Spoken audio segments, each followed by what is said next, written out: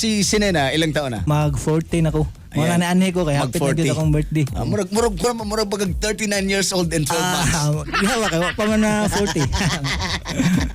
Okay, kumusta? Single na asawa? O ba na? Wala pa dyan ko yung asawa, pero naanak ko yung special someone. You know? Kana kay special someone. Sa trabaho Yes. karon ni Sinena?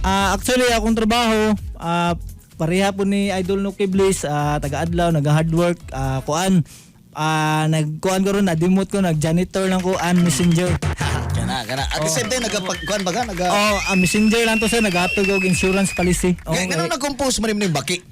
Kuan mangod ganang siyempre sa pag magsulat ag kanta, daghan kitag mga compose, mga klase nya. Wa pa ko ka-compose og pagkaon. So baki. Mao ning ang pagkaon ako nga na-compose. Lami na ng baki. Kano saan yung nag-compose ng kanta gani? Baki? Actually sir, bag-o lang yun ni mga last 2 years. Pero makita po kag baki sa mo. Dagan. Nagka-klase ka baki. Sikasa. Matuti mo ganina nga nag-trending ni baki. O sa tong istorya gani? Okay, naman po daw to kuan karon timing po no paggawas na kuan ning kantaha. Bag ko man ginawa ni paggawas kasi bandam ta na ko ni, akong bandaron wala. Natoy katong namatay daw na lalaki ba tapos natoy babae nga kuan niya pag adto daw niya sa katong paglubong sir to na ni sugat siyang baki. Giingnan daw niya ang baki na iyang tong uyab ng lalaki. Ikaw na love.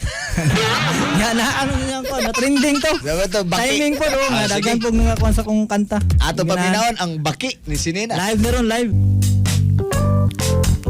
Katong nga ay baki, diha nga binahi, ati man nagtarong, para lami kaunon, bisan pagtilawon, labi nagtambokon, hatagi ko diri, kalami kaayok ang baki.